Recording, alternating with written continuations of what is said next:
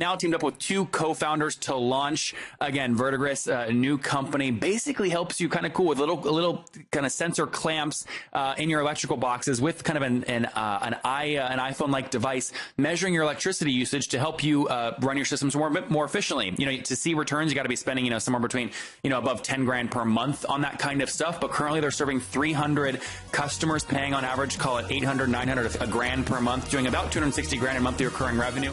This is The Top, where I interview entrepreneurs who are number one or number two in their industry in terms of revenue or customer base.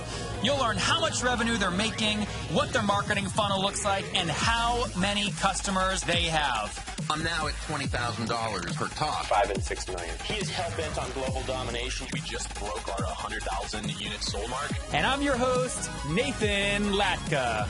This is episode 751. Coming up tomorrow morning, Adrian Nossenbaum joins us. He thinks that retailers want their own version of Amazon, and he is cashing in. Hello, everybody. My guest today is Mark Chung. He's the CEO and co-founder of a company called Verdigris, a Silicon Valley-based Internet of Things startup focused on smart buildings. Previously, he was a principal engineer at AMD, NetLogic, and another company, Pasemi, I believe. He graduated in electrical engineering from Stanford University and lives in Sunnyvale, California. When he's not building, he enjoys spending time with his family. Mark, are you ready to take us to the top? Yeah, thanks, Nathan. Thanks for having me. So what does your house look like? Are there a bunch of like gadgets and contraptions, and you tell your wife and your kids, hey, I'm just A/B testing, I'm prototyping? I wish it was that elaborate. My wife doesn't let me experiment much with the stuff in our house, but just getting solar today or this week. That's pretty funny. Okay, so obviously married, wife. How many kids do you have? I have two. Two little ones. Okay, and so tell us about the company. What's it doing? What did you launch it in? So the company is an artificial intelligence company. We launched in 2012 full time, and we basically focus on developing technology for commercial buildings to better manage their energy. Mm-hmm. And give me an example of like what it looks like installed. Like name a customer and how they use it.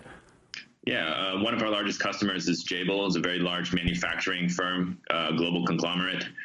We have a bunch of sensors that install at their electric panels. And we use that to collect data all around their facilities about various equipment that they're running, processes, lines, motors, pumps, air handlers. We synthesize this into a very easy to use and easy to understand set of reports that their facilities managers or their finance people can then review, understand where they might be losing money on electricity or identifying where potential equipment could fail. And in the process, we hope to save them lots of money. And in fact, they've come out and said that we've saved about 50% of their operational costs through using our solution. Which is how much? I mean, I imagine they're in the millions in terms of operational costs. Yeah. Millions of dollars. Are these, paint this picture for us. I mean, is this literally a little piece of hardware, something I can touch and feel you're putting on every, electrical thing, or is it software? It's a combination. So there's a small little magnetic device. It opens like a small clamp, and you clip this into your circuit panel. There's actually a number of them that they connect together. They're like a little daisy chain. And it goes to a small, kind of like, you can think of it like an iPhone that's sitting outside that panel. And what it's doing is just dialing up and listening to the electricity talking in your building. And every device that's connected to that, either your outlets or your wall sockets or whatever, they're all talking through these electricity wires, and this phone is just listening to them. Interesting. Okay. And so how do you make money? What's your revenue model here? We have kind of a hybrid model. We charge for the hardware when it gets installed, and then we have a recurring software service. Which revenue stream is bigger for you? Today, the hardware is, although, our goal is to really make the hardware as inexpensive and as accessible as possible over time, and just, make it so that every homeowner, every average day person could have one of these little dedicated iPhone-like devices listening to their home, and then just have like a monthly software subscription. So what is the little, I'm in a 2-bedroom right now in Austin, Texas. How many of these little clamps would I have to buy? Like, what would it cost if I said, yeah, I want to install this? Today, it probably cost about $1,000, I'm guessing. And how do you calculate that? Like, what numbers are you running through your brain? So you have like a 2-bedroom, apartment. You probably have a panel with about 20 circuits, and I'm just guessing each of those circuits probably takes about $50 worth of sensors to monitor, and then one dedicated box is about $400 for listening to those sensors. So yeah, all in about $1,000 maybe. And so each of the little clamp things are $50 a piece? Well, today they are. We don't sell them necessarily individually, but we're working on ways to make that cheaper. Do you actually make money on that, or does it cost you about the same amount to produce? Yeah, we don't make money on the hardware. We try to basically make it as easy as possible. Yeah. So you mentioned your bigger revenue stream right now, though, is the hardware. So you must have fun. Have you raised capital? Oh, we have venture capital. Got it. How much have you raised? To date, about 16 million. Okay. And remind me again, sorry, I forget if you said this right at the top of the show. When did you launch the company? Well, at the end of 2011. So okay. We raised our first round of funding, seed round, in 2012. Okay. And so how do you, like, for other people listening right now, thinking about doing that as some combination of hardware plus software, right? Where your hardware costs are basically a loss leader you break even on, and you're trying to grow utility so you can make more money on the SaaS side of the business. How have you been able to tell this story to investors so you can keep raising money while you're not really making that much money yet? By the way, that's an assumption because I have no idea if the SaaS stream is big. You just told me the hardware, you make more revenue from that, but your cost of goods sold there is basically 100%, it sounds like. Yeah. Yeah, I mean, I think there's two components. I think one of the components is that SaaS has been favored for a long period of time because you can grow really fast. The margins are very high and very attractive to investors. But the downside of SaaS is that it's easily replaced. As someone finds a service that's cheaper or better, someone swaps it out. Well, the beauty of what we do is because we have a hardware component that enables the SaaS, it becomes a very sticky SaaS-like product. So while there is a loss leader or basically a static component that's kind of a wash, that enables a much. You can think of it like your churn rates for your customers are going to be much lower than typical SaaS companies, and you will have a much higher retention rate. Yep. So that's ultimately how we pitch it to SaaS investors to better understand. And then from a revenue, I guess from a cost standpoint, doing things that are hardware heavy don't necessarily require all equity capital, and that you can also finance some of these through debt structures or through capital finance. So a lot of our customers, if they're credit worthy, they can actually pay for the systems through just as they would SaaS. So there's not a heavy upfront cost or capital structure that we have to outlay or that they have to. Yeah. What is the unit of utility you measure in terms of your growth? Do you measure a number of locations you have at least one thing installed on? Do you measure number of little clamps per you know what I'm getting at? What do you measure? Yeah. It's a good question. Today we measure the total amount of electricity monitored. Oh, interesting. Yeah. What's the measurement of that? Kilowatts. Okay. Okay, so so what is that number? And then try to make it real for me, for people that have no idea what it make it so we can feel it almost. Yeah, it's a few megawatts today, which is equivalent to enough electricity to power maybe a small neighborhood. Okay, and I mean that's helpful. And how many? You described them as iPhone-like boxes. How many iPhone-like boxes have you put out into the world? Yeah, about 300 today. Oh, wow. Okay. And on average, how many little circuit clamps do you have per iPhone-like device?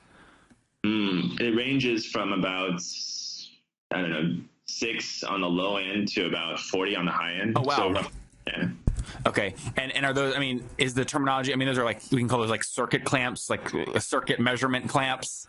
Yeah. Okay. Yeah. Interesting. And you said earlier that those boxes go for about $400 a pop, and then each clamp at cost is somewhere called between $40 and $50. Yeah. Okay, interesting. Let's switch from the hardware side real quick and talk about the more interesting side. I imagine long term for you is the SaaS side. How do you structure the pricing on that? Today, it's basically you get a monthly plan with each of the phones. It's either $50 or $80, depending on the level of service you want. Okay, and what upgrade options do I have? Like, how do you drive expansion revenue? Is it based off amount of electricity measured through the boxes I have installed, or what is it? No, it's features driven. I mean, I think right now so there is a component that's number of boxes. So every box that you install basically costs about $50 on a data plan per month.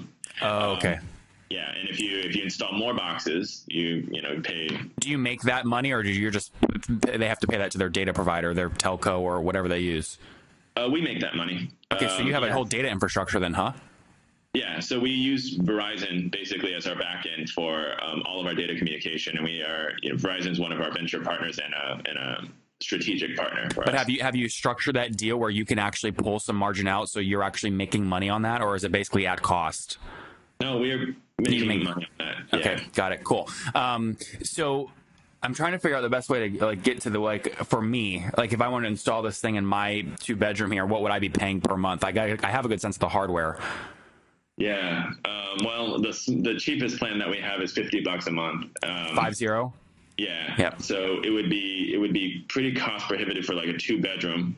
But what we try to do is, this is why we've kind of focused at the high end range of the commercial space first. We do intend to roll out a plan, probably in partnership with the utility in the next few years, that would allow us to put this in people's homes for, hopefully under $10 a month or something at an acceptable cost. Yep. So people can be monitoring their own energy usage or using it to automate things that they might have around the house, like their AC or their ovens or their car chargers or things like that. Mm-hmm. So, what you said 50 is the low end. What's an average that your average customer is paying you per month? Yeah, it's either going to be between $50 or $80 on the data plans, but it just depends on the number of systems they have. Average customer generally has about 20 or 30 systems. Okay, so at a minimum, I can say just do 20 times 50, right? So assume $1,000 per month is kind of near average. Mm-hmm. Okay, and again, those are driven by number of boxes. Correct. Okay, and are all the 300 customers you currently have paying, or did you put some of those on early on for free or discounted pricing to get going? I would say maybe 80% of them are paying. Okay. So if I take 80% of 300, what is that? 260 times $1,000, a piece per month. It's fair to say MRR just on that side of the business is somewhere around 260 grand. Yeah. Okay, so that's actually pretty. I underestimated earlier when you said the hardware stuff brings you more money. That's a pretty healthy SaaS business. That's a really healthy SaaS business. It's early days, but yeah. And where you really see your gains is what you just articulated. I bet if I ask you, so what is your gross customer churn per month or per year? I bet it's super low. Yeah, it's very low. Sub 5% or 0. It's right. Yeah, it's essentially 0 today. Yeah, you haven't had anyone actually install a box, start paying monthly, and quit. That's right. Yeah, that's interesting. But we're still very early. Yeah. What are again? You mentioned it's cost prohibitive for a space like me. The ultimate sales pitch for you, just like a solar roof, is hey, there's an upfront cost to install it, but your savings are going to be X over time, so it's worth your while. How do you measure the savings part over time to make it a no-brainer for people to keep paying you? That's a good question. I think it's complicated to answer, but we have a kind of a forecast and a predictive model. So some of the things that we do, we take action for a customer. For instance, if we're managing things for them, we will show them what would have happened if we don't do something and what happens when we did do something. So we can show them a well-calculated dollar figure every month that shows them how much they gained based off of our actions. That's pretty cool. And how big does the thing have to be for them to actually see good savings? For me, if I paid $1,000 to get that installed in my 2-bedroom, I bet I won't see $1,000 in saving for many, many, many, many years. So what's the minimum size installation you have to have for people to see kind of moderately quick, returns? Yeah, a general rule of thumb is that we look for people who spend about $10,000 a month on electricity. Got it. That's a great metric. Okay, great metric. And then where are you at today in terms of team size? Today we're about 30 people. Okay, and what's the breakdown, like sales versus marketing versus engineering? It's about 90% engineering.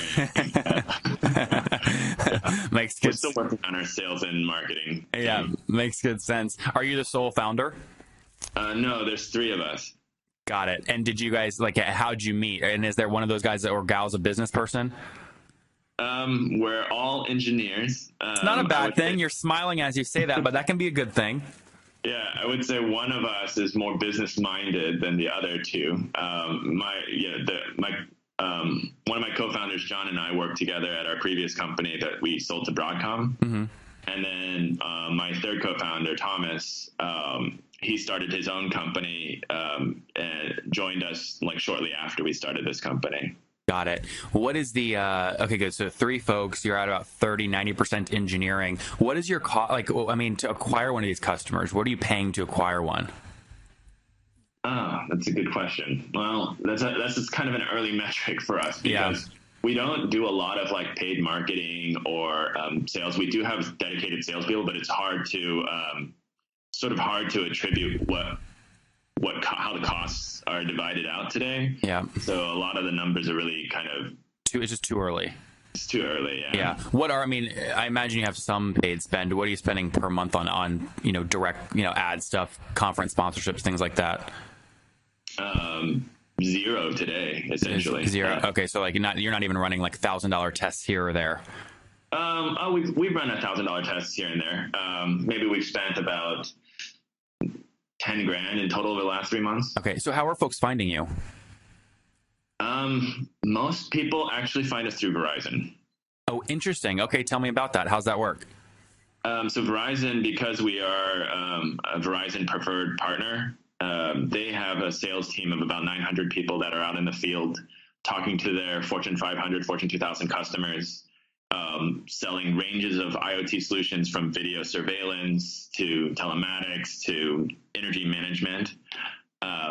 And anytime that they come across a customer who has the right profile that fits our needs, they tell that customer about the solution that they can provide through Verdigris.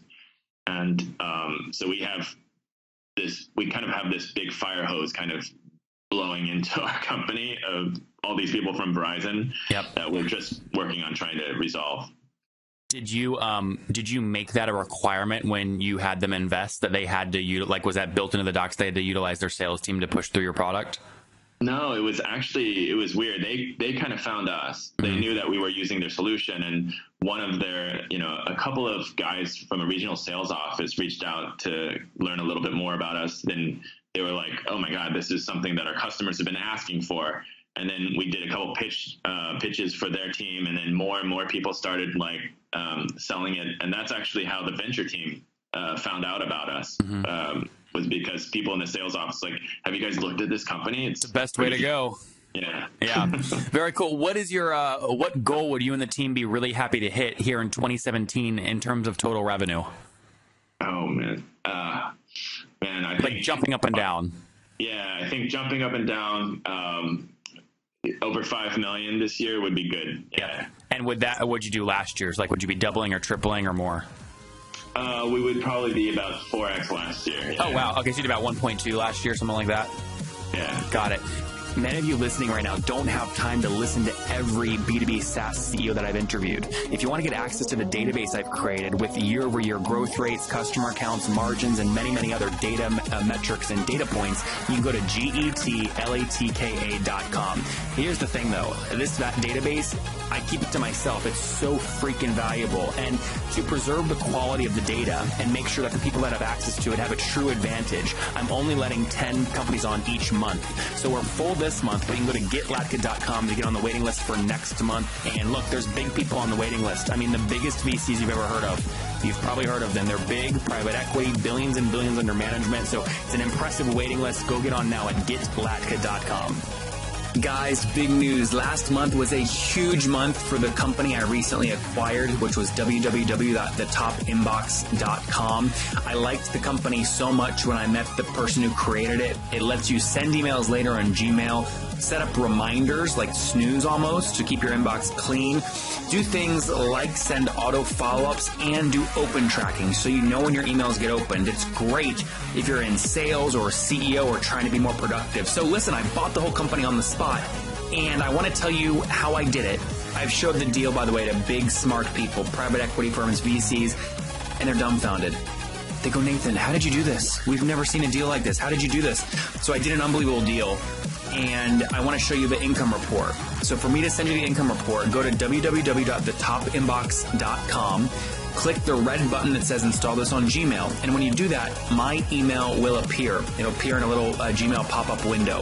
Send me an email and I'll reply immediately with the income report. And you can see how I'm buying and growing small B2B SaaS companies. That's www.thetopinbox.com. Totally free to try and use. www.thetopinbox.com.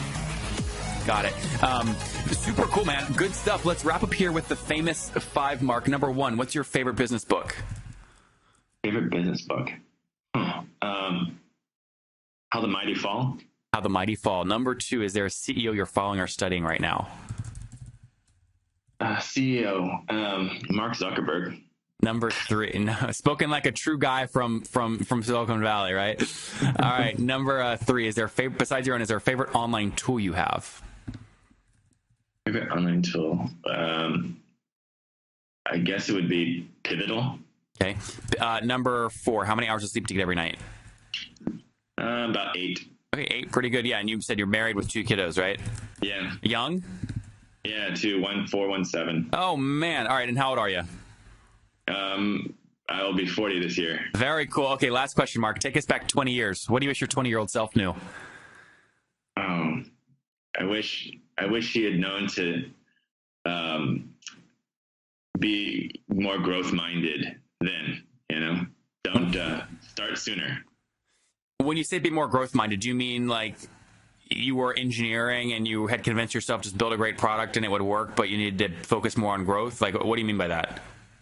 I mean that I used to believe that that being smart or being talented was something that was just innate. And I think if I had known then that you could continue to grow and develop, I would have probably taken more risks and tried more things faster. So when you say be more growth minded, you meant personally, like, got it. You would have realized earlier on that there was more room for you to learn and grow, and you would have done more things to actively do that. Correct. Yeah. There you guys have it from Mark. Again, had success with his first company. Now teamed up with 2 co-founders to launch. Again, Verdigris, a new company, basically helps you kind of cool with little kind of sensor clamps in your electrical boxes with kind of an iPhone-like device measuring your electricity usage to help you run your systems more efficiently. To see returns, you got to be spending somewhere between above 10 grand per month on that kind of stuff. But currently, they're serving 300 customers, paying on average, call it 800, 900, a grand per month, doing about 260 grand in monthly recurring revenue. His goal this year is to break that magical $5 million mark. Last year in 2016, did about 1.2. 2 sides of the business, which enables him to keep churn super low. The hardware component going through installation, and again the SaaS component, which with obviously much higher margins, usually utilizing a very strategic growth channel with Verizon's sales team, with his team of 30 folks out there in Sunnyvale, California. Mark, thank you for taking us to the top. All right, thanks, Nathan.